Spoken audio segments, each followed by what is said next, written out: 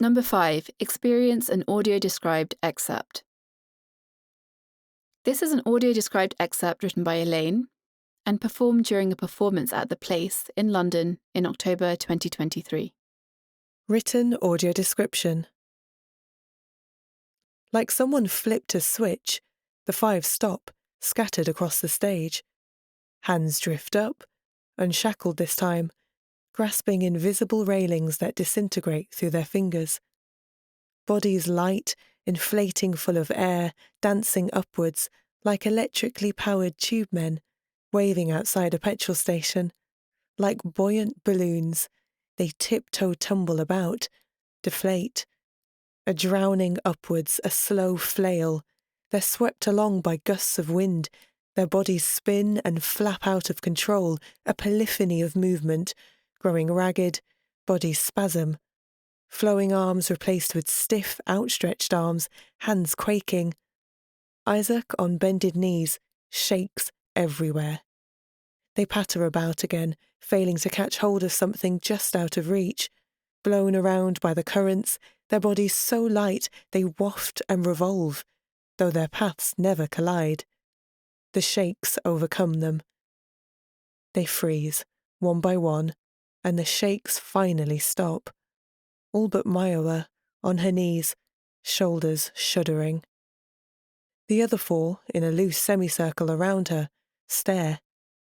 She shuffles, hops, steps, the skeleton of a tap dance, always off-centre, her body flinging her through the jumping, twitching routine, threatening to overcome her. Cursed to perform as the others stand, glassy-eyed, watching in stillness. It's a contorted thrashing of limbs, baggy suit jacket sliding incrementally off her shoulder. Isaac strides purposefully from the right to the left, halts abruptly, rocks on the spot, legs wide apart, and wails loudly. Natifa joins his wails, hands on his back. Cassie stands behind him, laying her hands on Isaac and Natifa, and finally Ming. They sway on the spot as if passengers in the hull of a ship in a storm, or trapped inside something living, with no escape.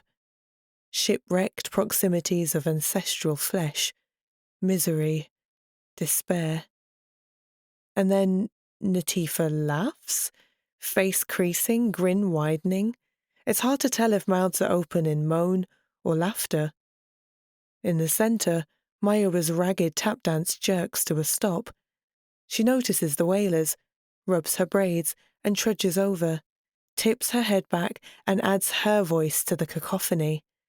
A mass of lilting, open-mouthed figures.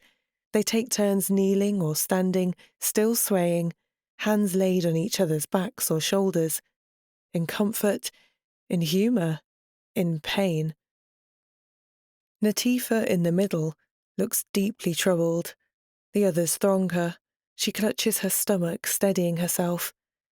Expressions switch in a second from glee to fear, from joy to dread, gulping tears becoming bubbling sniggers.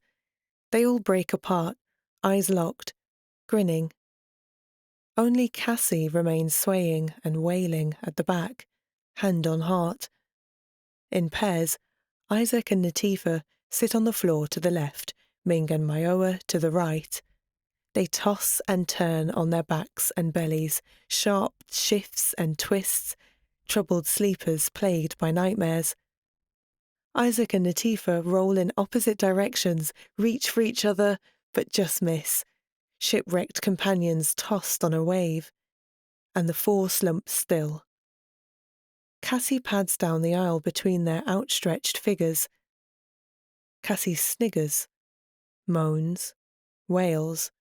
She stoops down, cackles, blubbers, wails. Her eyes grow fearful as she lies down on her side. She rolls over on her back as wails turn to murmurs. All 5 are outstretched on their bellies, the rise and fall of the sleepers' backs, soft undulations. Cassie barely lifts her head off the ground. Fails.